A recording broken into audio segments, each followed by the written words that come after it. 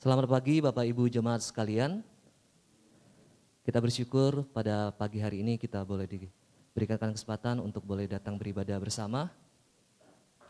Kami dari majelis mengucapkan selamat datang di Baktian Umum GP Kris Pasar Baru untuk Bapak Ibu Jemaat yang beribadah secara onsite di tempat ini dan juga Bapak Ibu yang beribadah secara online di rumah masing-masing. Diberitahukan kepada setiap kita bahwa ibadah kita tetap mengikuti protokol kesehatan yang sudah dianjurkan. Oleh sebab itu, dihimbau kepada setiap kita untuk boleh tetap memakai masker selama berada di gedung gereja. Dan juga diberitahukan kepada setiap kita untuk boleh menonaktifkan HP atau mematikan HP-nya selama ibadah berlangsung, supaya ibadah kita boleh berjalan dengan lancar. Mari saya mengundang Bapak Ibu Jemaat untuk boleh bangkit berdiri. Kita mau mempersiapkan hati dan pikiran kita untuk boleh menghadap hadirat Tuhan. Mari kita bersaat teduh sejenak.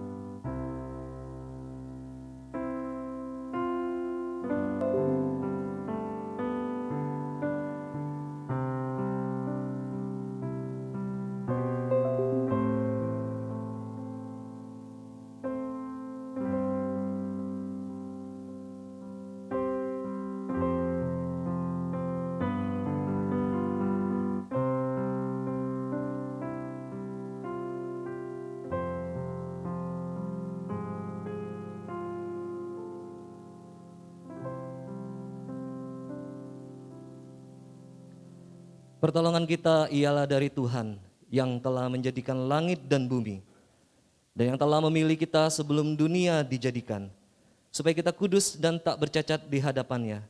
Kiranya Allah Bapa yang Maha Kasih, Juru Selamat kita Yesus Kristus, dan penghiburan dari Roh Kudus menyertai ibadah ini dari awal hingga selesai. Amin. Mazmur 66 ayat 1-2. Untuk pemimpin biduan nyanyian Mazmur. Bersorak-sorailah bagi Allah, hai seluruh bumi, mazmurkanlah kemuliaan namanya, muliakanlah dia dengan puji-pujian. Amin.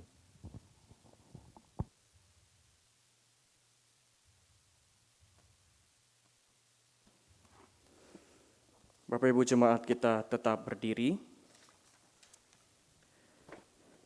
Hanya Kristus saja Sang Raja di atas segala raja, yang menebus seluruh dosa umat manusia. Hanya dialah satu-satunya yang layak untuk menerima pujian. Mari kita bersama memuliakan Tuhan kita dengan sebuah pujian. Sungguh besar Kau Allahku.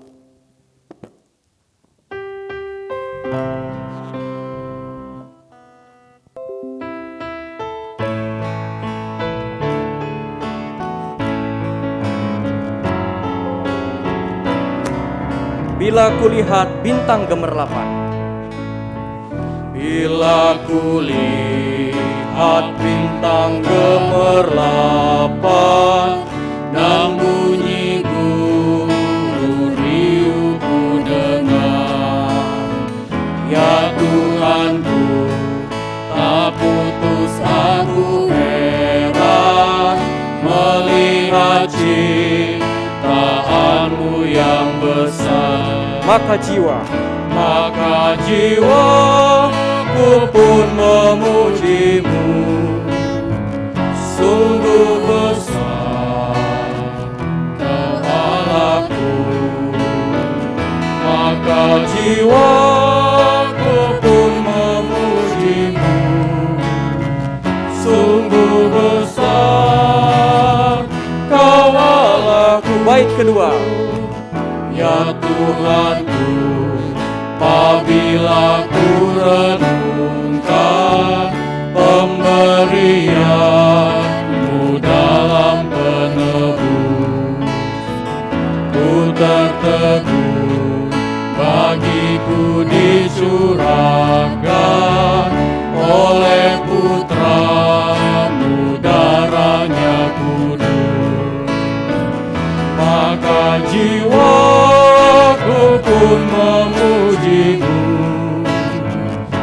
Sungguh besar Kau Allahku, maka jiwaku pun memujimu. Sungguh besar Kau Allahku. Musik saja. Apabila nanti Kristus memanggilku, sukacitaku amatlah besar. Baitnya yang ketiga. Apabila nanti Kristus memanggilku, sukacitaku amatlah besar. Karena tergapulah yang kurindukan, melihat Kau Tuhanku akbar. Maka jiwaku pun memujimu. Sungguh besar Kau Allahku, maka jiwaku pun memujimu. Sungguh besar Kau Allahku. Mari kita bersatu dalam doa. Bapa kami yang bertahta di dalam kerajaan surga, benar Tuhan, sungguh besar Engkau Allahku. Engkau yang telah memimpin kami setiap umat-Mu untuk boleh datang beribadah ke tempat ini. Maka kami serahkan ibadah ini ke dalam tangan pimpinan-Mu saja ya Tuhan. Kiranya Engkau yang berkuasa dan berotoritas, Engkau yang melihat, menilai, dan memberkati ibadah ini dari awal hingga akhirnya. Hanya di dalam nama-Mu saja Tuhan kami Yesus Kristus, kami telah berdoa, mengucap syukur dan berserah. Amin. Bapak Ibu Jemaat, saya persilakan duduk kembali. Saya mengajak kita semua untuk membuka Alkitab kita. Kita membaca ayat mas atau petunjuk hidup baru kita pada hari ini, yang terambil dari Yohanes pasal yang ketiga ayat yang ke-16. Yohanes pasalnya yang ketiga ayatnya yang ke-16. Saya akan membacakan terlebih dahulu untuk kita semua. Setelah itu nanti kita akan mengulanginya secara bersama-sama. Yohanes pasalnya yang ketiga ayatnya yang ke-16. Karena begitu besar kasih Allah akan dunia ini, sehingga Ia telah mengaruniakan anaknya yang tunggal, supaya setiap orang yang percaya kepadanya tidak binasa, melainkan beroleh hidup yang kekal. Bersama-sama, 1, 2, 3. Karena begitu besar kasih Allah akan dunia ini, sehingga Ia telah mengaruniakan anaknya yang tunggal, supaya setiap orang yang percaya kepadanya tidak binasa, melainkan beroleh hidup yang kekal. Amin untuk pembacaan ayat mas kita pada pagi hari ini. Tiba saatnya kita akan masuk ke dalam pengakuan dosa, seperti firman Tuhan yang berkata, sebab hanya di dalam Dia dan oleh darahnya kita dapat beroleh penebusan, yaitu pengampunan dosa menurut kekayaan kasih karunia-Nya. Mari kita menyanyikan sebuah lagu yang berjudul Hanyalah Darahnya Yesus.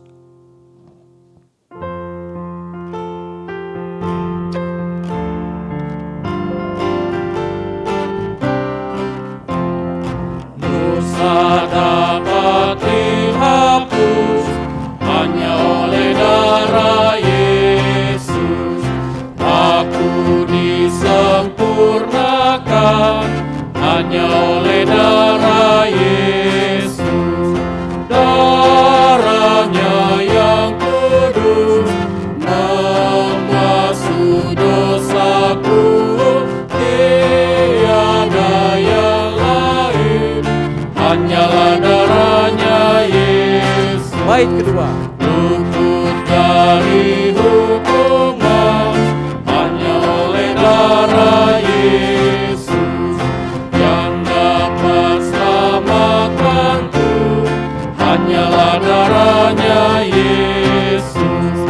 Darahnya yang kudus membasuh dosaku. Tiada yang lain,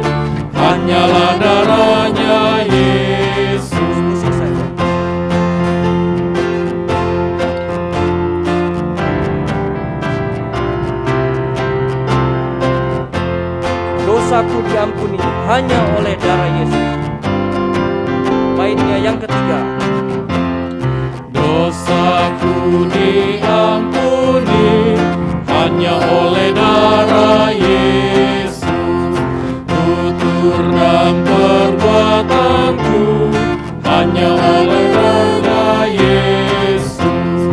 Darahnya yang kudus membasuh dosaku, tiada yang lain, hanyalah darahnya Yesus. Darahnya yang kudus. Darahnya yang kudus membasuh dosaku, tiada yang lain, hanyalah darahnya Yesus. Biar musik tetap mengalun untuk kita. Mari kita dengan sikap berdoa, kita mau mengakui setiap dosa dan kesalahan kita di hadapan Tuhan. Apa yang telah kita perbuat di sepanjang minggu ini. Mungkin ada beberapa dosa yang kita ingat, dapat kita sampaikan di dalam doa-doa kita.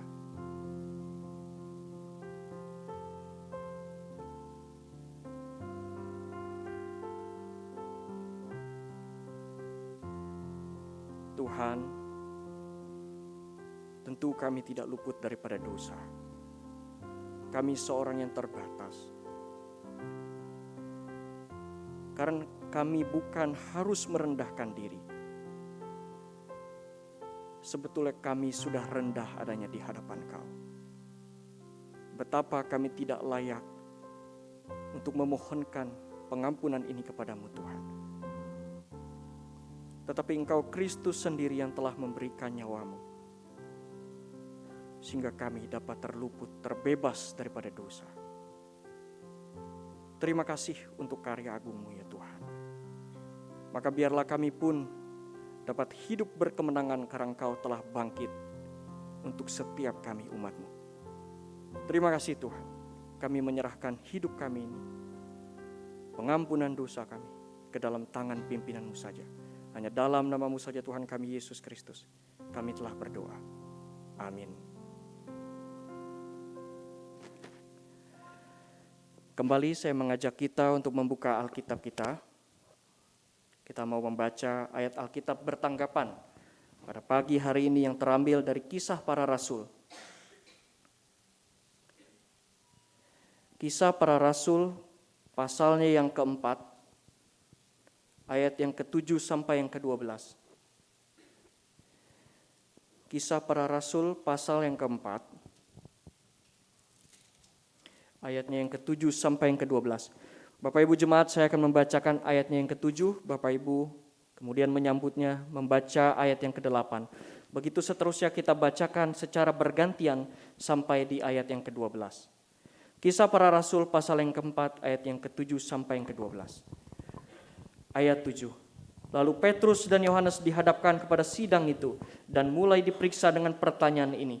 Dengan kuasa manakah atau dalam nama siapakah kamu bertindak demikian itu? Maka jawab Petrus, penuh dengan Roh Kudus, hai pemimpin-pemimpin umat dan tua-tua. Jika kami sekarang harus diperiksa karena suatu kebajikan kepada seorang sakit dan harus menerangkan dengan kuasa manakah orang itu disembuhkan, maka ketahuilah oleh kamu sekalian dan oleh seluruh umat Israel bahwa dalam nama Yesus Kristus orang Nazaret yang telah kamu salibkan, tetapi yang telah dibangkitkan Allah dari antara orang mati, bahwa oleh karena Yesus itulah orang ini berdiri dengan sehat sekarang di depan kamu. Yesus adalah batu yang dibuang oleh tukang-tukang bangunan, yaitu kamu sendiri, namun ia telah menjadi batu penjuru. Dan keselamatan tidak ada di dalam siapapun juga selain di dalam Dia. Sebab di bawah kolong langit ini tidak ada nama lain yang diberikan kepada manusia yang olehnya kita tidak dapat diselamatkan. Kita ulangi di ayatnya yang ke-12 bersama-sama, 1, 2, 3. Dan keselamatan tidak ada di dalam siapapun juga selain di dalam Dia. Sebab di bawah kolong langit ini tidak ada nama lain yang diberikan kepada manusia yang olehnya kita dapat diselamatkan. Amin untuk ayat pertanggapan kita pada hari ini. Kristuslah sumber pengharapan dalam segala permasalahan dan tiap pergumulan kita. Karena Dia bukan hanya hadir untuk menyelesaikan masalah dalam hidup kita, namun Dia juga hadir untuk memberikan setiap kita hidup yang kekal. Mari kita kembali menyanyikan sebuah pujian, KPPK 231, Ikut Yesus.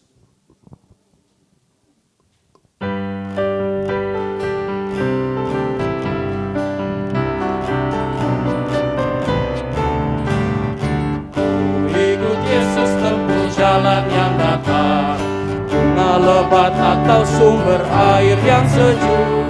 Hatiku tenang bila Yesus memimpinku, menuju ke surga pasti ku ikut. Ikut Yesus, ku mau ikut Yesus, ke tempat manapun ku ikut Yesus. Ikut Yesus, ku mau ikut Yesus, kemana Ia pimpin ku mau ikut Dia. Ku ikut Yesus tempuh jalan bahaya, badai topan awan gelap merintangiku. Hatiku tenang bila Yesus memimpinku, ku tak gentar karena Ia di sisiku. Ikut Yesus, ku mau ikut Yesus, ke tempat manapun ku ikut Yesus. Ikut Yesus, ku mau ikut Yesus, kemana Ia pimpin ku mau ikut Dia. Musik saja. Baitnya yang ketiga. Ku ikut Yesus tempuh jalan yang susah, rohku ingin berdekat pada Tuhanku. Hatiku aman bila Yesus memimpinku, tiba di surga Ia besertaku. Ikut Yesus, Tiap jemaat saya undang berdiri. Yesus, ke tempat manapun ku ikut Yesus. Ikut Yesus, ku mau ikut Yesus, kemana Ia pimpin ku mau ikut Dia. Ikut Yesus, ku mau ikut Yesus, ke tempat manapun ku ikut Yesus. Ikut Yesus, ku mau ikut Yesus, kemana Ia pimpin ku mau ikut Dia. Mari saya mengajak kita semua untuk mengikrarkan iman dan kepercayaan kita di dalam pengakuan iman rasuli. Pengakuan iman rasuli. Aku percaya kepada Allah, Bapa yang Maha Kuasa, Khalik langit dan bumi, dan kepada Yesus Kristus, Anaknya yang tunggal Tuhan kita, yang dikandung daripada Roh Kudus, lahir dari anak darah Maria, yang menderita sengsara di bawah pemerintahan Pontius Pilatus, disalibkan, mati dan dikuburkan, turun ke dalam kerajaan maut, pada hari yang ketiga bangkit pula dari antara orang mati, naik ke sorga, duduk di sebelah kanan Allah, Bapa yang Maha Kuasa, dan dari sana Ia akan datang untuk menghakimi orang yang hidup dan yang mati. Aku percaya kepada Roh Kudus, gereja yang kudus dan am, persekutuan orang kudus, pengampunan dosa, kebangkitan tubuh, dan hidup yang kekal. Amin. Bapak Ibu jemaat, saya persilakan duduk kembali. Selanjutnya tiba saat kita akan mendengarkan kebenaran firman Tuhan. Mari terlebih dahulu kita menyanyikan sebuah pujian, Sejak Yesus di Hatiku, sebagai pengantar firman Tuhan kita hari ini.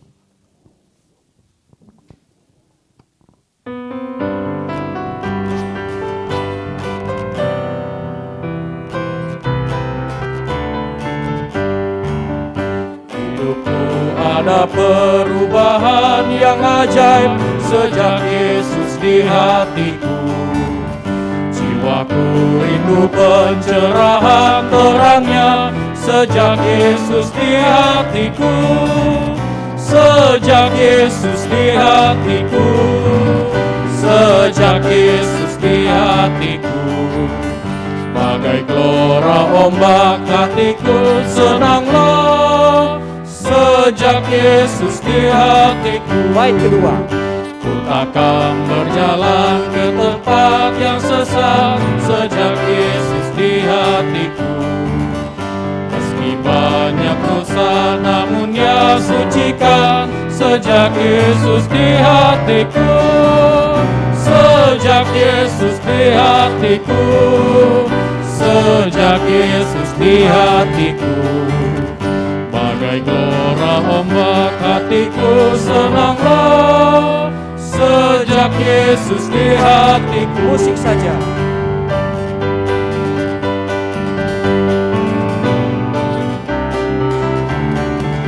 Bersama Tuhan di kota yang mulia sejak Yesus di hatiku.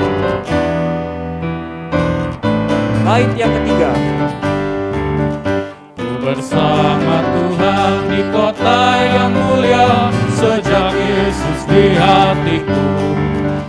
Hatiku senanglah, langkahku ringanlah sejak Yesus di hatiku, sejak Yesus di hatiku, sejak Yesus di hatiku. Bagai gelora ombak hatiku senanglah sejak Yesus di hatiku, Sejak Yesus di hatiku. sejak hambanya saya Yesus persilakan. di hatiku, sejak Yesus di hatiku. Bagai gelora ombak hatiku senanglah sejak Yesus di hatiku. Bapak Ibu yang terkasih, marilah kita tunduk kepala, kita berdoa. Berikanlah kami ya Tuhan pengertian ketika kami membaca dan merenungkan firman-Mu. Mampukanlah kami menjadi pelaku firman-Mu. Roh Kudus tolong kami, jadilah pengajar kami. Demi Kristus Yesus kami berdoa. Amin. Bapak Ibu yang terkasih, selamat pagi buat kita semua. Salam sejahtera, shalom. Puji kepada Tuhan, saya mengucapkan banyak terima kasih atas kesempatan yang diberikan kepada saya untuk menyampaikan firman Tuhan oleh Bapak Gembala. Terima kasih atas undangan yang luar biasa ini. Saya sudah 2 kali menyampaikan firman Tuhan, yang pertama lewat online dan sekarang boleh bertemu dengan Bapak Ibu semua. Perkenalkan, nama saya Pendeta Daniel Ronda. Saya sekarang sudah di Jakarta sejak 2016 sebagai Ketua Sinode Gereja Kemah Injil, dan juga selama 26 tahun yang lalu saya ada di Makassar sebagai Ketua atau Rektor Sekolah Tinggi Teologi Jeffrey Makassar.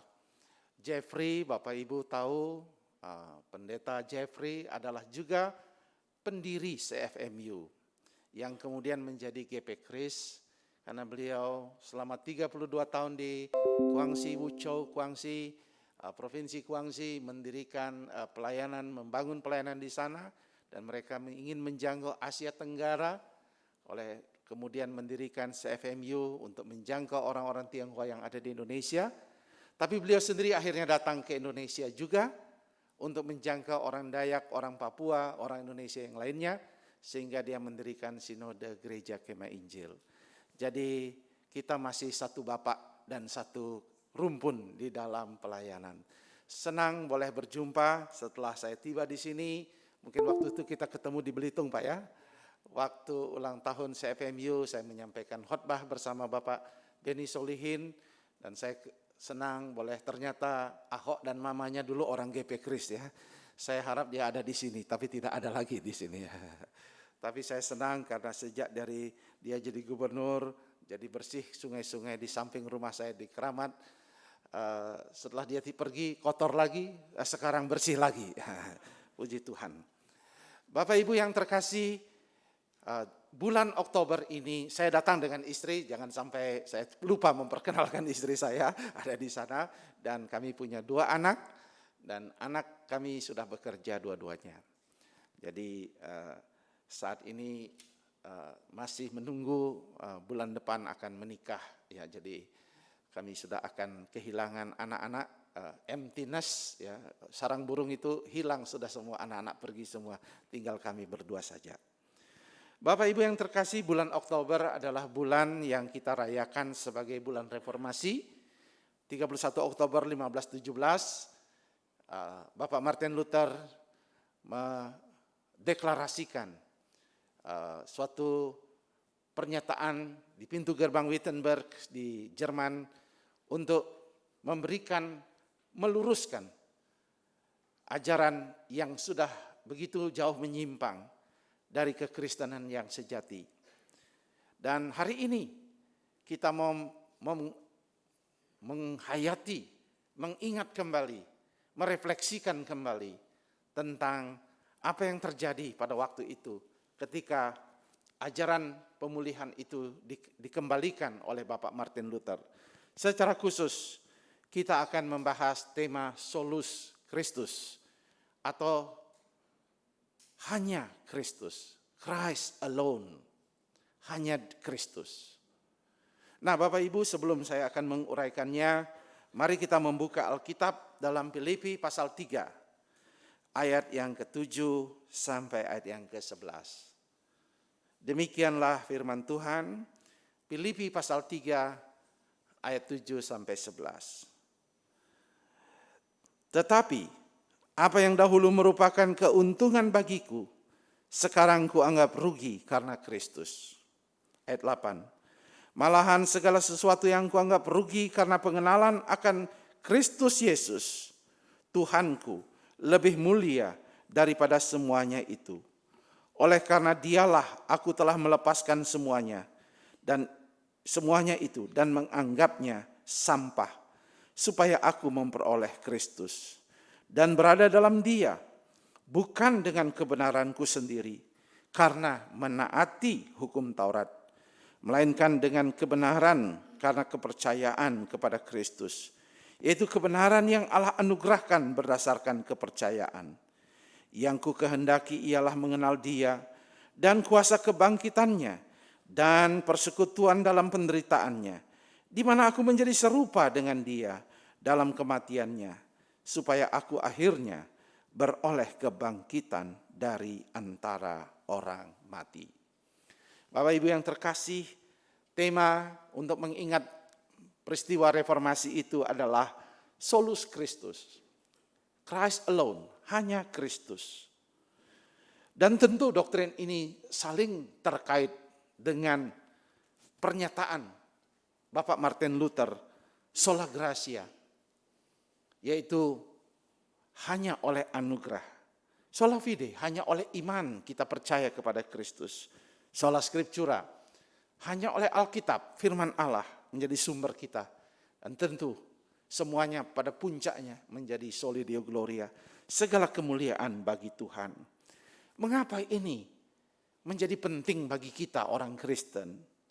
Karena pada waktu itu agama Am atau istilahnya Katolik, agama Am, universal, agama Kristen Roma pada waktu itu mencoba akhirnya menambahkan pengajaran keselamatan itu bukan hanya Kristus, tetapi dengan perbuatan baik. Tetapi perbuatan baik melangkah lebih jauh lagi dan lama-lama menyimpang jauh dan sangat fatal. Apa itu? Misalnya adanya praktek keagamaan dengan mengaku dosa yang disertai dengan membayar sehingga mendapat surat pengampunan. Jadi mereka mencoba menjual surat pengampunan dosa sebagai bentuk penggalian dana untuk membangun Basilika Saint Peter atau Santo Petrus. Apakah benar ketika kita mengaku dosa perlu bayar? Ini mengganggu sekali pernyataan yang dibuat oleh Bapak Martin Luther, mengingatkan kita bahwa pengampunan tidak perlu ada bayar. Mariologi, penyembahan kepada Maria, seolah-olah kita tidak bisa datang kepada Yesus langsung. Haruslah melewat seorang pengantara, co-redemptor namanya. Penyelamat kedua setelah Yesus. Benarkah ada penyelamat lain selain Yesus? Tentu ini adalah penyimpangan. Belum lagi dengan malaikat dan orang-orang kudus, para santo, yang harus kita sembah, yang harus kita doakan, karena dia berfungsi melindungi, menjaga kita dalam kehidupan sehari-hari. Itu sebabnya banyak orang Kristen yang berbasis Roma, atau namanya Katolik Roma, mereka seringkali menamakan anaknya dengan nama-nama santo di depannya, untuk menjadi pelindung, penjaga.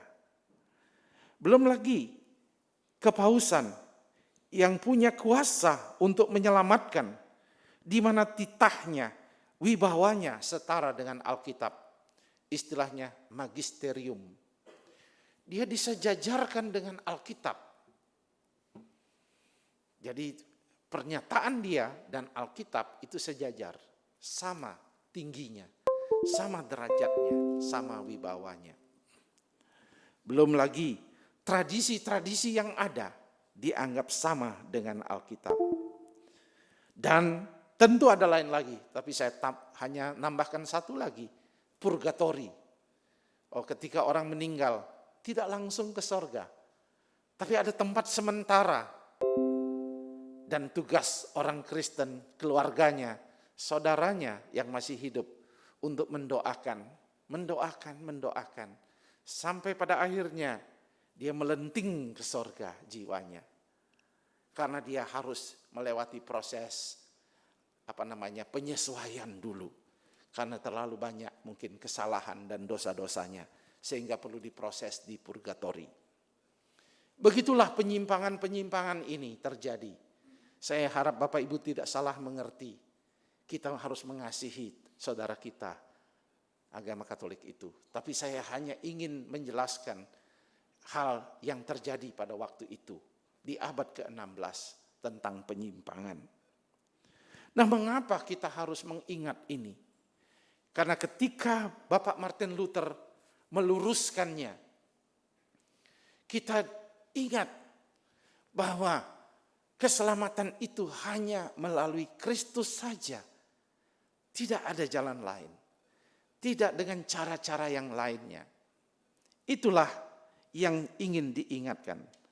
Tetapi, kalau kita melihat dalam perjalanan sejarah, ada kecenderungan kita, orang Kristen, mengulanginya. Paulus mengingatkan itu dalam kitab Filipi. Bahwa sejak dari zaman Alkitab, sudah ada kecenderungan orang Kristen untuk mengulanginya. Misalnya dari ayat 4-6 terpaksa ia menjelaskan. Jika ada orang lain menyangka aku menaruh percaya kepada hal-hal lahiriah, aku lebih lagi. Aku disunat pada hari ke-8 dari bangsa Israel, dari suku Benyamin, orang Ibrani asli, tentang pendirian terhadap hukum Taurat. Aku orang Farisi, tentang kegiatan aku penganiaya jemaat, tentang kebenaran dalam menaati hukum Taurat, aku tidak bercacat. Paulus menghadapi fenomena yang jauh sebelum abad ke-16, di mana ada orang Kristen setelah diselamatkan oleh Yesus, berusaha memasukkan hukum Taurat sebagai syarat keselamatan. Sehingga ada 2 syarat keselamatan, yaitu percaya Yesus, melakukan hukum Taurat. Paulus bilang, ini salah, ini keliru. Tidak bisa seperti itu. Jangan kamu tanya saya lebih hebat lagi. Kata Paulus, tapi semua itu kuanggap rugi. Karena itu bukan jalan keselamatan. Hari ini kita pun cenderung melakukan hal yang sama. Sering tanpa sadar orang Kristen menambahkan syarat keselamatan. Seperti tidak cukup rasanya percaya Yesus. Harus pelayanan, harus berbuat baik, dan seterusnya. Pelayanan penting? Iya. Tapi bukan syarat keselamatan. Memberi, berbuat baik, penting? Penting. Tidak akan kita pernah mencapai fulfillment, pemenuhan kalau kita tidak berbuat baik. Tetapi itu bukan syarat keselamatan. Ada lagi ajaran yang aneh-aneh. keep sweet, obey. Ada yang dalam Netflix. Ada lagi gereja aneh Mormon di Amerika. Bapak Ibu kalau nonton Netflix, ada saya lupa namanya, Keep Sweet judulnya, 4 seri. Katanya kalau mau selamat tidak cukup percaya Yesus, harus punya istri banyak katanya. Jadi semakin banyak istrinya, peluang masuk surga banyak. Karena dia telah berbuat baik, memenuhi bumi. Sehingga pimpinannya punya istri 67. Kita orang Kristen jangan coba-coba ya. Tapi ini abad ke-21. Abad yang baru Bapak Ibu. Ini bukan suatu yang lama. Dan orang cenderung menambahkan banyak ajaran-ajaran aneh di dalam gereja untuk keselamatan. Namun hari ini walaupun kita sudah dijelaskan tidak ada jalan, tidak ada cara lain, hanya percaya kepada Yesus dan Christ alone, hanya Kristus yang menyelamatkan kita. Namun kadang-kadang di hati kita pun ada satu pertanyaan. Dapatkah keselamatan itu menjaga kehidupan saya sampai saya mati? Benarkah Yesus sendiri mampu melindungi usaha saya, pekerjaan saya, anak-anak saya, toko saya, dan seterusnya? Bolehkah kita mencampurkannya? Saya 2016 lalu, saya tinggal di Keramat. Saya suka makan bakso di Pasar Baru. Ke pasar. Dan saya senang, saya jalan-jalan, saya senang sama istri. Ini pertama kali saya tinggal di Jakarta dan saya ingin menelusuri. Dan ketika masuk di toko-toko saya dengar ada musik rohani. Wah, saya senang sekali. Wah, ini banyak orang Kristen di kota ini dan di pasar ini. Waktu saya ke sana ada yang menarik. Ternyata ada kucing juga begini-begini, saudara ya. Jadi ada musik rohani, ada kucing juga bersamaan, digabungkan. Supaya Yesus memberikan berkat, kucing juga datang memanggil kita. Dan tentu saya datang juga tentunya membeli. Tapi Bapak Ibu, bisakah kita mencampurkannya? Cukupkah Kristus? Tidak cukupkah hanya Yesus? Ini menjadi pertanyaan di dalam lubuk hati kita yang terdalam. Terhadap hal Kristus itu. Apalagi waktu di gereja kita katakan, dia memberi kehidupan kekal. Ya, saya percaya nanti Yesus memberi kehidupan kekal. Tapi hidup saya masih lama. Siapa yang akan menjaga dan memelihara saya? Bisakah Kristus saja? Dan kalau bisa, how? Dengan cara apa? Bagaimana Ia memelihara saya? Itu sebabnya hari ini saya ingin mengajak Bapak Ibu memikirkan solus Kristus ini bukan dari segi pemahaman sejarah semata-mata, tetapi dari segi statement, pernyataan daripada Rasul Paulus. Pengalaman dia berjumpa dengan Tuhan, ekspektasi dia, doa dia. Karena kita tahu Rasul Paulus full of power, dia disertai oleh Tuhan dalam perjalanan misinya. Dan siapa yang bisa menyangkal? Dialah orang terhebat di dunia yang membawa kekristenan dari Galilea, dari Yerusalem sampai ke Asia Kecil, Cyprus, Efesus, Korintus, sampai kemudian ke Filipi di Eropa dan menjamah Roma. Roma kemudian ke seluruh Eropa, Eropa ke seluruh dunia. Adalah seorang yang bernama Rasul Paulus. Saya selalu rindu memahami cara berpikir dia. Mengapa ia berkata hanya Kristus? Dan saya mau Bapak Ibu aplikasikan itu. Ketika mengatakan hanya Kristus dan cukup. Ia cukup segala-galanya. Mari kita lihat. Terutama refleksinya dalam ayat yang ke-10. Bapak Ibu fokus ke ayat yang 10. Yang pertama, yang ku kehendaki ialah mengenal Dia. Bagaimana mengaktualisasikan hanya Kristus dalam hidup kita? Bapak Ibu, doa, harapan, komitmen dan disiplin sebagai orang Kristen, katakanlah, yang saya rindukan mengenal Dia. Apa artinya Bapak Ibu mengenal Dia? Knowing Him. Knowing Him itu bukan soal pengetahuan logika, belajar PA, dengar khotbah, mencatatnya. Kalau saya ke Korea, saya lihat orang Korea selalu bawa pulpen mencatat. Saya tanya kenapa? Karena dia mau mengenal Dia, mengetahui tentang Dia. Tapi di sini kata mengenal Dia berbicara tentang bagaimana kita berelasi dengan Dia, memiliki hubungan dengan Dia, memiliki keakraban dengan Dia, memiliki suatu persekutuan yang indah dengan Dia. Dengan tujuan apa? Supaya saya mengimitasi Dia, mengikuti cara berpikirnya, mengikuti apa yang Dia buat, dan ingin menjadi serupa dengan Dia. Saya satu ketika membaca buku namanya J.I. Packer, namanya Knowing God, mengenal Allah. Saya belum pernah saya baca buku teologi yang membuat saya menangis. Karena apa? Seringkali ketika kita katakan saya mengenal Dia, saya hanya mengenal pernyataan-pernyataan tentang siapa Dia. Misalnya tadi Yohanes 3:16, kasih. Tapi saya tidak mau menjadi serupa dengan cara Dia mengasihi. Saya mengenal Dia, dikatakan dalam Korintus, Dia adalah Tuhan yang sumber hikmat. Tetapi kita tidak mau menjadi orang berhikmat, hanya mengandalkan kekuatan diri sendiri. Terutama ketika saya membaca buku J.I. Packer berkata tentang kasih.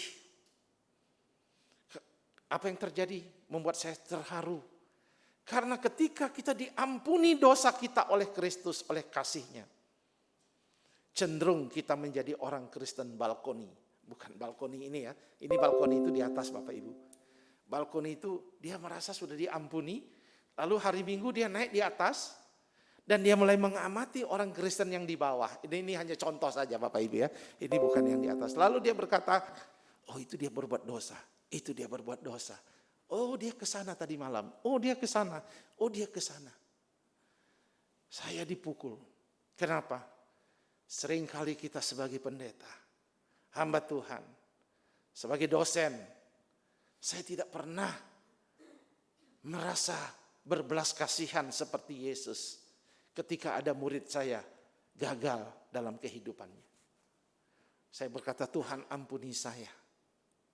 Saya mau menjadi serupa dengan Yesus, mengasihi orang yang berdosa. Mengapa ini penting Bapak Ibu yang kekasih? Karena dengan menjadi serupa dengan Dia, menjadi orang-orang yang mengikuti semua sifat-sifatnya, kita akan diperluas perspektif kita melihat kehidupan ini. Kita akan diperluas cara kita memandang dalam kehidupan ini. Sehingga kita akan mampu mengalahkan dunia. Karena apa? Kita menjadi serupa dengan pencipta kita yang mengerti seluk-beluk hukum rohani dan hukum alam yang terjadi di dunia ini. 2010 saya pergi ke Macau, ada gereja Christian CMA atau CFMU ya sama. Saya melayani di sana oleh teman pendeta Robert Eng namanya. Dia mengundang saya untuk berkhotbah. Dan menarik, gerejanya seperti ini luasnya, tidak juga besar sekali di gereja seperti ini. Tapi di lantai 3 saya naik, lalu saya lihat ada kantin dan ada guest house, mes-mes. Lalu saya tanya, free lunch, makan siang gratis. Wah, enak juga ini. Kenapa gereja ada makan siang gratis? Lalu saya bilang, ini apa pelayanan ini? Oh, ini pelayanan untuk orang yang kalah judi katanya. Jadi ada orang main judi, kalau kalah dia tidak tahu uangnya habis, hilang, dia ke sana, nginep dan dikasih makan dan didoakan dan dilayani. Nah, kalau orang sudah habis uangnya pasti mau dilayani Bapak Ibu ya. Apalagi dikasih makan dan boleh tidur. Ternyata waktu saya ke sana ketemu orang Indonesia dari Kediri. Lalu dia mulai cerita. Dia begitu addicted terhadap judi. Dia orang Kristen. Dia orang gereja. Dan dia bilang, jangan kasih tahu Bapak, saya punya masalah. Katanya. Tapi saya minta izin cerita saja. Tapi tidak sebut nama dan tidak sebut siapa-siapa. Tapi setelah 2 minggu di sana, karena dia tidak boleh pulang sampai membuat settle utang dan kartunya, dan semua kartu kreditnya ternyata diblok dan sebagainya. Saya tidak mengerti ceritanya, dia tidak boleh diizinkan pulang. Sampai keluarganya membuat settlement dan penyelesaian keuangan. Tapi dalam 2 minggu itu, dia tiap hari belajar firman Tuhan. Dan Bapak ini bilang, saya baru mengenal Tuhan. Setelah saya mengalami peristiwa ini. Dan saya menyaksikan bagaimana orang-orang mengasihi saya. Saya tahu hutang saya tidak beres, langsung Tuhan turunkan uang melalui gereja ini. Tapi Tuhan memberikan saya hikmat. Saya menemukan kasih di gereja ini. Saya menemukan cinta, saya menemukan penerimaan. Dan saya akhirnya ingin melepaskan dari dosa.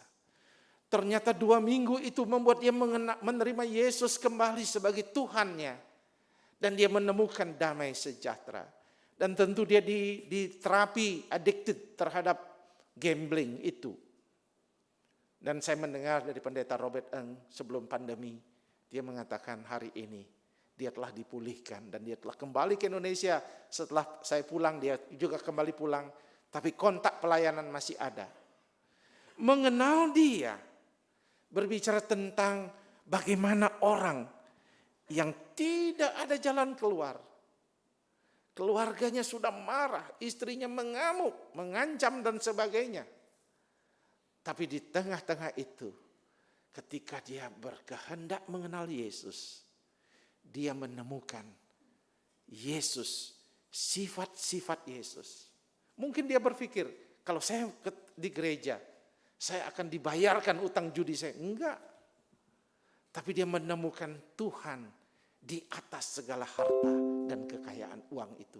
Dan dalam waktu Tuhan, ia bisa menyelesaikan dan keluarganya mengalami recovery, pemulihan. Itulah mengenal dia. Sola Kristus. Kalau kita menghadapi tantangan dalam kehidupan, berusaha berrelasi dengan dia. Dia akan membuat kita terbuka melihat yang tidak pernah kita lihat. Ia memberikan hikmat, kasih, kuasa dan semuanya. Semua sifat-sifat Allah yang ada, ia nyatakan. Dan kalau kita mengimitasi dia, itu cukup buat perjalanan kehidupan kita dan keselamatan kita. Itu yang pertama. Yang kedua, dikatakan di sini, yang kukehendaki ialah mengenal kuasa kebangkitannya. Apa maksudnya kuasa kebangkitannya Bapak Ibu? Kuasa kebangkitannya berbicara tentang pengalamannya. Pengalamannya sebagai orang Kristen. Tentu posisinya dia dibenarkan oleh Tuhan. Saya dibenarkan. Tetapi ketika saya sudah dibenarkan, saya mengenal pribadinya, yang pertama mengenal dia, pribadinya, sekarang karyanya, yaitu kuasanya, kuasa kebangkitannya. Kalau Bapak Ibu baca 1 Korintus pasal 15, kebangkitan Kristus membuat kebangkitan kita. Kebangkitan Kristus sangat maut dikalahkan. Kebangkitan kita memiliki pengharapan. Kebangkitan Kristus membuat kita memiliki sukacita di ayat yang ke-1 pasal 3 ayat 1. Semuanya itu diberikan kepada kita. Dan ajakan Rasul Paulus adalah alamilah, experiencing his resurrection power. Kuasa kebangkitannya itu harus kita alami. Dengan cara apa? Kita sudah terbiasa berdoa, bukan? Hari ini ketika kita berdoa, yakinlah bahwa Ia memberikan kuasa penyertaan dalam pelayanan. Mintalah. Jadilah seperti anak-anak ketika berdoa. Tuhan, anak saya sulit sekali. Saya mau minta Tuhan, nyatakanlah kebangkitan-Mu memberikan kami kuasa. Saya berdoa untuk anak ini. Pulihkan dia, dan seterusnya. Ada banyak hal yang perlu kita terus experience, alami, praktekkan langsung.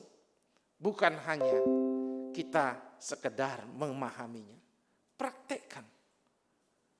Karena tidak mempraktekkan, kita tidak akan mengalaminya. Oleh sebab itu, Kristus cukup bagi kita. Ketika usaha kita menghadapi tantangan, praktekkan, doakan dengan sungguh-sungguh. Percayakan kuasa kebangkitannya menyertai dan memulihkan. Ketika saya mulai pelayanan tahun 89 di Pulau Bali, ibu saya orang Bali, saya lahir besar di Bali. Lalu saya memulai pelayanan 5 tahun merintis di desa Ubud namanya. Bapak Ibu kalau pergi ke Bali ada desa Ubud, tanya gereja, hanya ada 1 gereja di sana. Itu kami memulai pelayanan di sana. Mustahil bisa berdiri. Mustahil bisa berdiri. Karena tiap hari kami dicari Laksus, dulu zaman Pak Harto itu Laksus namanya. Dimarahi, diusir, dimacam-macam. Tapi seorang anak muda usia 23 tahun tidak punya kekuatan apa-apa selain lutut dan meminta kuasa kebangkitannya dinyatakan. Dan hari ini ketika gereja itu masih berdiri dan menjadi gereja yang besar, semua karena Kristus, bukan manusia. Kristus itu cukup. Christ alone. Ia menyertai kita. Ia sudah memberi keselamatan kekal pada kita. Tapi ia concern juga kepada keselamatan kita tiap-tiap hari. Dia peduli kita. Itu yang kedua. Dan yang ketiga, dikatakan ini yang kadang-kadang tidak menarik kalau dikhotbahkan, yaitu ayat yang ke-10. Yang ku kehendakilah mengenal dan mengalami persekutuan dalam penderitaannya. Nah ini yang agak kurang menarik. Bersekutu dalam penderitaan. Fellowship with his suffering. Apa maksudnya? Tentu kita berfellowship itu bukan berfellowship dalam arti literal. Bapak Ibu yang pernah ke Israel, pasti ada di Yerusalem itu namanya Jalan Salib, Via Dolorosa. Oleh guide biasanya ditawarkan, mau pikul salib atau tidak. Akhirnya saya berkata kepada saya karena pemimpin rohani, saya katakan, ingat boleh pikul salib, tapi jangan anggap ini penderitaan, ini hanya simbol saja.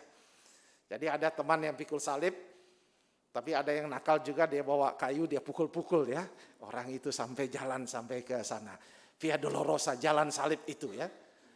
Kita tidak melakukannya secara literal. Saya 3 tahun di Filipina juga, kuliah S2. Di situ mereka kalau Paskah, mereka ada yang disalibkan, betul-betul dipaku di sini. Dan kalau Bapak Ibu lihat pawainya, mereka pukul-pukul badan mereka sampai berdarah-berdarah di sini. Bukan fisik literal kita mau penderitaan di sini. Tapi penderitaan yang Yesus maksudkan adalah bagaimana penderitaan yang Bapak Ibu alami sendiri, Bapak Ibu fellowshipkan sebagai bagian dari perjalanan membentuk kekristenan Bapak Ibu. Misalnya tiba-tiba usaha kita turun. Misalnya kita divonis penyakit kanker, terminal ill. Misalnya kita menemukan banyak sekali ke masalah-masalah. Mampukah kita mengatakan penderitaan ini, lalu saya berfellowship dengan penderitaan ini, untuk menyatakan apa yang sebenarnya Yesus sedang ajarkan. Mungkin ia sedang mengajarkan ketekunan, mengandalkan Tuhan, berharap sepenuhnya kepada Dia dalam seluruh tantangan-tantangan kehidupan. Fellowship with His suffering adalah sebuah jalan yang Bapak Ibu harus lalui. Supaya apa? Supaya akhirnya nanti katanya, aku beroleh kebangkitan dari antara orang mati. Kemenangan, benefits dalam kehidupan. Jadi, jika kita menderita hari ini, izinkan kita berfellowship dengan penderitaan. Dengan berkata, Tuhan, saya tidak tahu mengapa penderitaan ini jadi. Tolong lepaskan Tuhan. Tapi bila tidak, iringilah langkah-langkahku. Dan buatlah aku mengerti mengapa ini terjadi. Itu yang harus kita buat. Bapak Ibu yang kekasih, saya juga punya mata tidak melihat di sebelah kanan. Jadi kalau ada yang datang ke sebelah kanan, saya pasti tidak melihat. Kelihatan normal mata saya, tetapi mata kanan tidak melihat. Karena apa? Tahun 2011, mata saya kena retinal detachment, hilang penglihatan, total. Ablasio retina namanya. Saya dioperasi di Jakarta Eye Center sebanyak 3 kali. Dokter sudah kasih tahu, 70% berhasil, 30% gagal. Dan saya termasuk orang yang gagal operasi. Saya kecewa sekali sama Tuhan. Tuhan, kenapa ini terjadi? Saya dosen, saya membaca, saya kehilangan mata. Sedih sekali rasanya. Saya berambisi operasi terus. Ketika saya berdoa, seorang anak Tuhan tergerak untuk mendukung pengobatan saya. Lalu saya dibawa ke NUH di Singapura. Operasi 2 kali. Profesor Chi namanya, ahli mata. Profesor yang terbaik. NUH saya berobat. Tidak sembuh juga. Tambah lemah mata ini. Waktu operasi yang ke-6. Ada seorang asisten dokter di Singapura. Dia menghubungi saya. Dia bicara-bicara. Dia bilang, Pak Daniel, mungkin ada baiknya sebelum dilanjutkan operasi yang ke-6, coba tanya ada dokter ahli di Indonesia, di Jakarta, di Klinik Mata Nusantara. Namanya Syakon Tahia. Dia jago, dia suka ngajar di sini, di NUH. Bayangkan saudara, sudah di Singapura disuruh ke Jakarta, Bapak-Bapak. Saya teleponlah Klinik Mata Nusantara. Lalu saya katakan, saya mau ketemu dokter Syakon di Jakarta Selatan. Lalu Bapak tugasnya dengan ramah berkata, maaf Bapak, 3 bulan kemudian kami jadwalkan. Lalu saya bilang, saya pendeta Daniel. Oh kalau pendeta boleh besok katanya. Ya, itu bagusnya bilang pendeta Bapak Ibu ya. Akhirnya besok saya terbang ke Jakarta. Saya masih tinggal di Makassar. Dan ketemu dokter Syakon. Lewat perantaran dokter Rini namanya yang di Jakarta Selatan. Lalu ketika dokter Syakon melihat saya dan mengenal saya pendeta. Dia berkata, Pak Pendeta, mata ini terlalu banyak dioperasi. Sudah tidak bisa lagi. Sudah setahun berulang-ulang, banyak uratnya. Tapi yang menarik dia katakan, Pak, Tuhan ciptakan 2 mata. Bapak harus belajar bersyukur. Terima, ada maksud Tuhan lewat ini. Bayangkan saudara, dokter menasehati pendeta, saudara ya. Ini sekarang dunia terbalik, saudara ya. Tapi tidak apa-apa, itu baik sekali. Tuhan izinkan dia memakai itu. Memakai untuk menasihati saya. Ambisi saya hancur. Dan sekarang saya berfellowship dengan penderitaan ini. Saya menerima, mensyukuri, dan berkata terima kasih Tuhan. Bukan karena setelah saya keluar dokter bilang tidak usah bayar. Bukan soal itu saya mensyukurinya. Tentu itu kelebihan bilang pendeta Bapak Ibu ya. Tapi Bapak Ibu yang kekasih, bukan soal itunya. Tapi perasaan terimalah dengan syukur. Menjadi titik balik. Saya melihat penderitaan dari sudut pandang Tuhan. Dan apa yang terjadi? Banyak orang kemudian ketika retinal detachment, kita bawa, minta langsung datang ke klinik mata Nusantara karena teknologinya terkini. Dan banyak orang diselamatkan. Ada seorang dokter diselamatkan, dia berkata, Pak Daniel terima kasih. Saya sebenarnya lari ke Singapura. Pak Daniel bilang jangan, coba ke klinik mata Nusantara. Dan saya percaya dengan Bapak dan saya diselamatkan mata saya. Adik saya diselamatkan, banyak orang diselamatkan mata dari retinal detachment. Karena buat saya fellowship dengan satu mata telah menjadikan alat untuk kesembuhan banyak orang. Bukan hanya itu. Kemudian saya menulis buku, 7 buku dengan mata satu. Dulu 2 mata belum selesai buku 1 pun.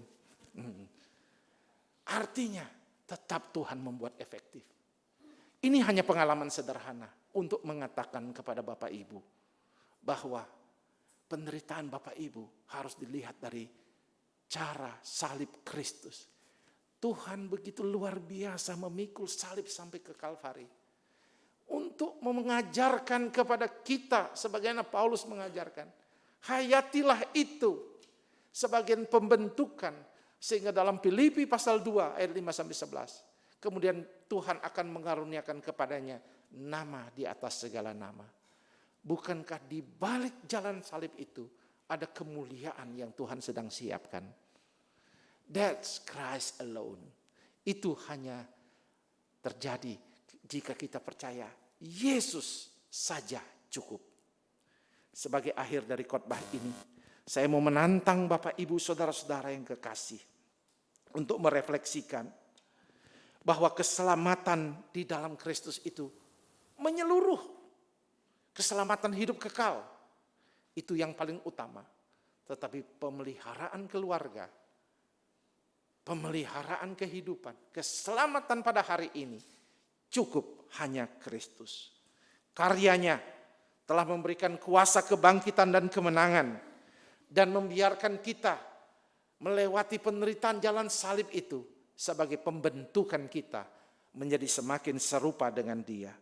Hanya itulah yang membuat hidup kita berarti dan memiliki kebahagiaan sejati sambil menanti kemuliaan yang akan kita terima.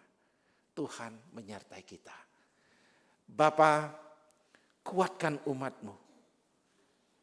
Ketika kami bertanya apakah Kristus cukup?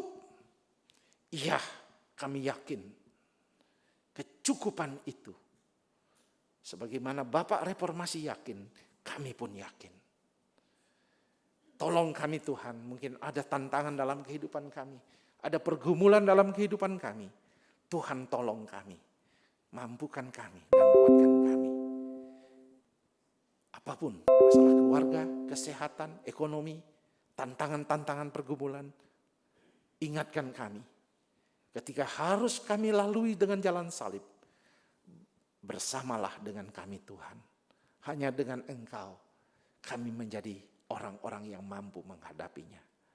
Di dalam nama Yesus Kristus kami berdoa. Haleluya. Amin.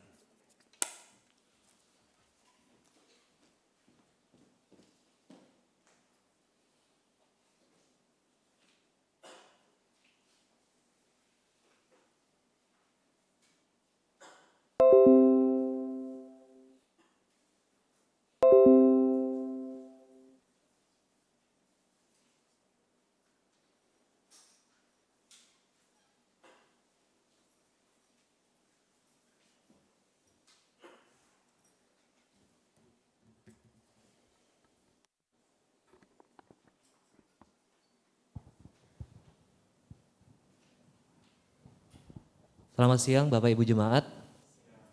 Kita akan menyimak Warta Gereja Minggu 23 Oktober 2022. Yang pertama, kami mengucapkan selamat datang kepada seluruh jemaat yang tetap setia hadir beribadah bersama dengan kami. Dan jika ada jemaat yang baru pertama kali hadir datang beribadah pada hari ini, kami segenap majelis menyambut dengan sukacita atas kedatangannya. Yang kedua, kami juga mengucapkan terima kasih kepada Bapak Pendeta Daniel Ronda yang telah melayani pemberitaan firman Tuhan pada hari ini. Kiranya Tuhan yang boleh terus memberkati untuk pelayanan juga keluarganya. Dan juga kami mengucapkan terima kasih kepada seluruh pelayan yang telah melayani pada hari ini.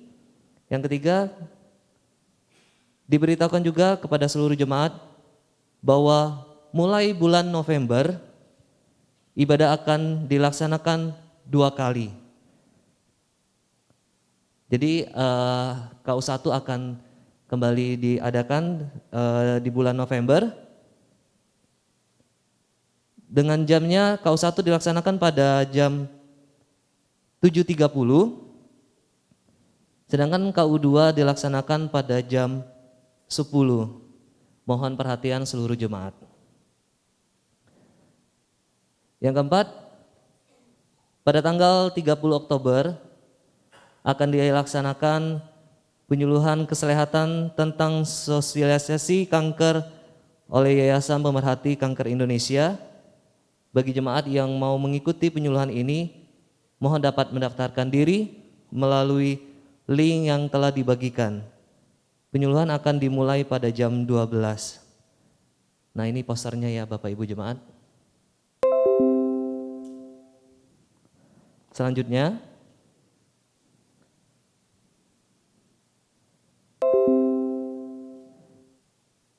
kita akan terus berdoa untuk jemaat yang sedang mengikuti kelas katekisasi baptisan kudus, yaitu ada Saudara Andre dan juga Saudari Felicia. Lalu yang berikutnya, yang keenam, ibadah perayaan Natal akan dilaksanakan pada tanggal 25 Desember 2022 pukul 10 pagi dan ibadah malam Natal akan dilaksanakan pada tanggal 24 Desember yaitu jam 9 malam. Jam 7 malam. Maaf Bapak Ibu. Yang berikutnya, yang ketujuh, Christmas Carol akan dilaksanakan pada tanggal 25 Desember setelah ibadah untuk jemaat-jemaat yang sudah lanjut usia dan sakit. Jadi jika ada jemaat yang memiliki keluarga yang ingin dilayani, dapat menghubungi gembala jemaat. Berikutnya yang ke-8, setelah ibadah nanti akan dilaksanakan pertemuan seluruh pelayan WL dan musik KU1 bulan November untuk sosialisasi alur liturgi KU1. Jadi Bapak, Ibu atau saudara-saudari yang sudah dijadwalkan di pelayanan KU1 yang sudah dibagikan melalui grup pelayan, diharapkan untuk bisa tinggal nanti ada pertemuan ya. Selanjutnya yang 9, setelah ibadah nanti akan dilaksanakan pembinaan guru-guru sekolah minggu di lantai 2. Yang ke-10, gereja telah berbagi dalam mendukung pembelian gedung kantor sinode dan saat ini dana yang telah terkumpul sebesar 22.500.000. Terima kasih kepada setiap jemaat yang telah ambil bagian dalam dukungan ini dan jika ada jemaat yang masih ingin memberi dukungan silakan dapat menghubungi bendara jemaat yaitu Diaken Yanti. Bapak Ibu, ada warta tambahan juga. Nah, ini ada poster ya. Ada ibadah dari Pak Sutri dengan tema For Better or Worse. Sanggupkah Anda tetap setia pada pasangan di saat ia lemah? Nah, ini akan dibawakan oleh narasumber, oleh Pendeta Arianto dan juga Pendeta Erika Fani, Sabtu tanggal 29 Oktober ini pukul 6:30 malam di gereja. Jadi diharapkan mengundang Bapak Ibu Jemaat Pasutri untuk boleh dapat mengikuti ibadah Pasutri ini. Sekian warta, terima kasih, saya kembalikan kepada liturgis.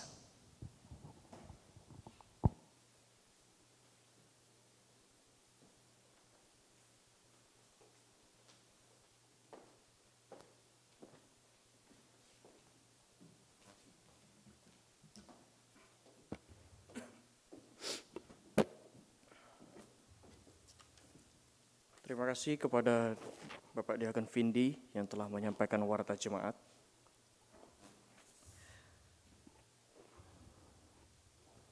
Selanjutnya kita akan menjalankan persembahan.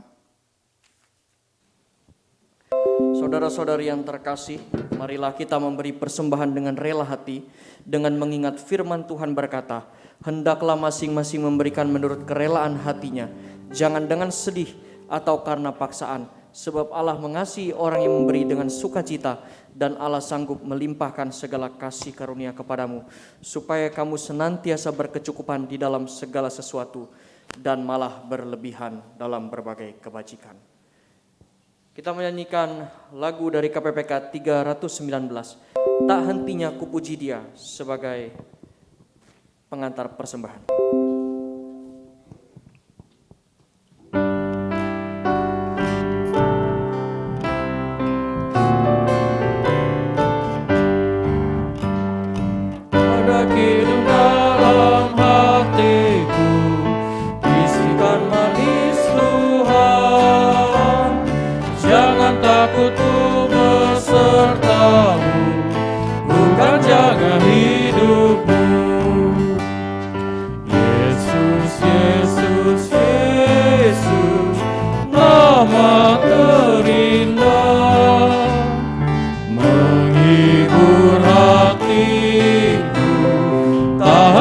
Ku puji Dia, berkat anugerahnya melimpah, ku berharap ku melihat senyum wajahnya, tak henti ku puji Dia. Yesus, Yesus, Yesus, nama terindah,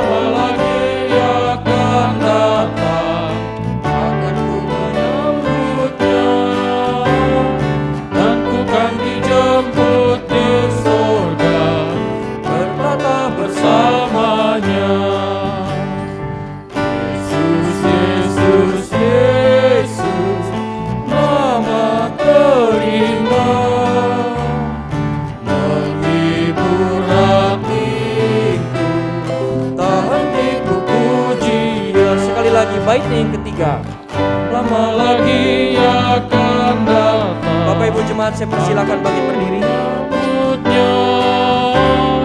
Dan ku kan dijemput ke surga, bertata bersamanya. Yesus, Yesus, Yesus, nama terindah, menghibur hatiku, tak henti ku puji Dia. Mari kita masuk ke dalam doa. Tuhan, terima kasih karena Engkau begitu baik telah memberikan berkat-Mu yang berlimpah di dalam kehidupan kami. Maka biarlah ya Tuhan, kami pun kembali mempersembahkan apa yang telah terlebih dahulu Kau berikan kepada kami ini. Kiranya Engkau yang melayakkan ya Tuhan, sehingga persembahan ini dapat berbagian untuk memperluas kerajaan-Mu di tempat ini. Dan biarlah Engkau yang terus memimpin kami, sehingga di hari-hari ke depan kami boleh terus mempersembahkan yang terbaik yang kami miliki. Terima kasih Tuhan, kami serahkan persembahan ini hanya dalam nama-Mu saja Tuhan kami Yesus Kristus. Kami telah berdoa dan berserah. Amin.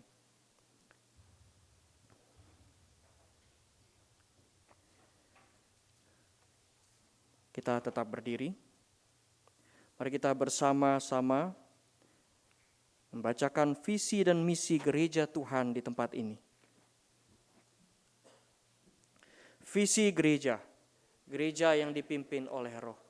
Misi gereja, Injil diberitakan, yang hilang ditemukan, orang percaya diperlengkapi, yang miskin dilayani, hidup bergantung secara teratur dalam pimpinan Tuhan, setiap orang dirangkul dalam komunitas, dan Allah yang dipuji karenanya. Kita telah bersama memuji dan mengagungkan Tuhan. Kita juga tadi telah mendengarkan firman-Nya.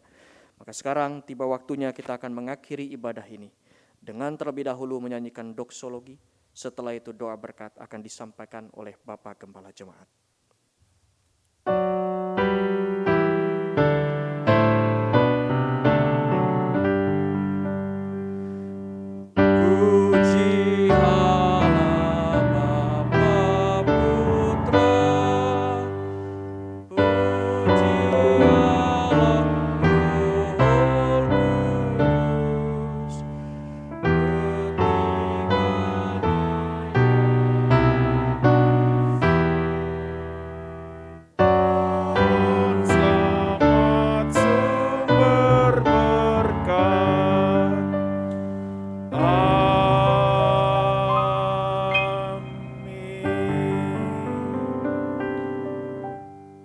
Bersyukur ya Tuhan atas segala kasih setia-Mu, Tuhan sudah memimpin ibadah kami.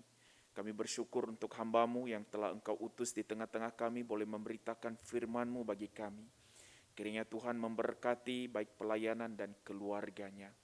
Kami juga terus berdoa Tuhan untuk pergumulan-pergumulan kami setiap jemaat-Mu di tempat ini. Mungkin saat ini ada beberapa jemaat-Mu yang bergumul karena kondisi kesehatan atau ekonomi, pekerjaan, dan berbagai hal yang lain Tuhan. Kami memohon kiranya Tuhanlah yang terus memimpin kami, agar kami boleh hidup seperti firman-Mu bersekutu di dalam penderitaan-Mu. Sehingga lewat semua itu Tuhan, kami boleh menikmati kuasa-Mu Tuhan dalam hidup kami. Kami berdoa untuk beberapa jemaat-Mu yang saat ini sedang mengikuti kelas katekisasi. Untuk saudari Felicia, untuk saudara Andre, Tuhan berkati mereka. Karena mereka telah memberi diri untuk belajar mengenal Engkau lagi Tuhan. Dan pada saatnya nanti mereka akan mengikrarkan iman percaya mereka kepada Engkau. Maka pimpinlah proses pembelajaran ini, sehingga mereka bukan hanya saja tahu siapa Engkau, tetapi benar-benar mengenal bahwa Engkau Yesus Tuhan dan Juru Selamat satu-satunya. Kami berdoa juga Tuhan untuk Pospri yang telah Engkau percayakan bagi kami di Bekasi. Tuhan juga yang memberkati Pospri ini. Tuhan yang terus mengembangkannya. Bahkan kami berdoa untuk hamba Tuhan, pergumulan Tuhan kami di dalam proses untuk bisa ada hamba Tuhan yang sungguh-sungguh serius di sana. Tuhan tolonglah Engkau yang pimpin semuanya. Sehingga Tuhan kami boleh melihat bagaimana cara Tuhan, kuasa Tuhan dalam memelihara dan membangun Pospri Bekasi. Terima kasih Bapak, kami juga terus berdoa menyerahkan dalam tangan Tuhan Sinode GP Kris Indonesia. Tuhan juga yang memberkati majelis sinode yang saat ini Tuhan percayakan dalam periode ini. Beri mereka hikmat di dalam mengatur, di dalam mengelola, di dalam melayani GP Kris yang ada di Indonesia ini. Bahkan saat ini Tuhan pergumulan majelis sinode mengenai pembelian gedung kantor sinode. Tuhan semua yang memimpin, Tuhan yang menyediakan dana yang dibutuhkan. Kami juga berdoa buat bangsa dan negara kami. Tuhan, berita-berita yang saat ini cukup membuat kami khawatir mengenai resesi ekonomi. Tetapi kami terus percaya kepada Tuhan. Kiranya Engkau yang memberkati bangsa kami. Kiranya Engkau yang terus memelihara bangsa kami. Walaupun saat ini beberapa negara telah mengalami resesi, tetapi kami percaya bahwa Engkau yang akan menjaga bangsa kami. Bahkan jika itu pun Engkau izinkan terjadi, kami memohon peliharalah kami umat-Mu yang ada di Indonesia, agar kami boleh menikmati belas kasih-Mu ya Tuhan. Oleh sebab itu kami berdoa untuk presiden kami, wakil presiden, seluruh pemimpin negara ini. Engkau berkati mereka, Engkau beri hikmat agar mampu memimpin bangsa ini untuk tujuan kesejahteraan rakyat Indonesia. Kami berdoa untuk tahun-tahun pemilu ini ya Tuhan. Engkau yang terus memberikan ketenangan, damai sejahtera. Engkau yang terus menjaga kesatuan bangsa kami. Sehingga kami pun Tuhan boleh menikmati pertolongan-Mu dan bangsa kami boleh tetap bersatu. Terima kasih Bapa, akhirnya kami akan meninggalkan tempat ini. Kami akan memasuki minggu yang baru. Kiranya Tuhanlah yang memimpin kami, memberkati kami, memberikan kami kesehatan dan kekuatan. Sehingga kami boleh beraktivitas sesuai dengan apa yang Kau percayakan bagi kami.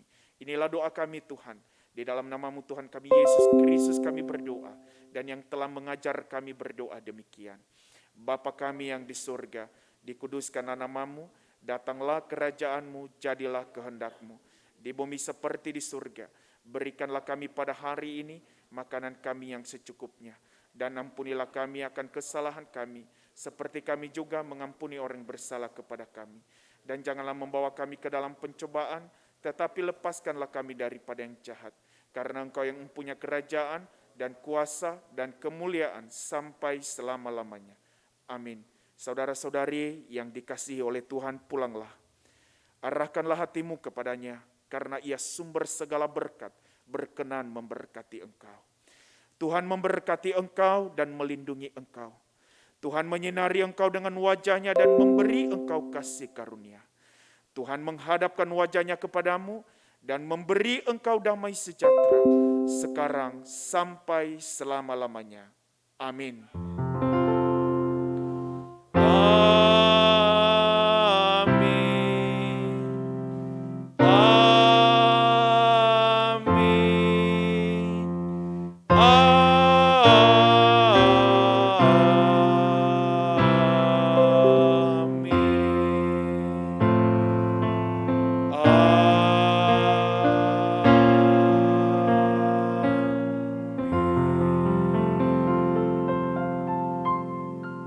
Selesai, silakan duduk Bapak Ibu dan mengambil saat teduh. Kami mengucapkan selamat hari Minggu, Tuhan Yesus memberkati.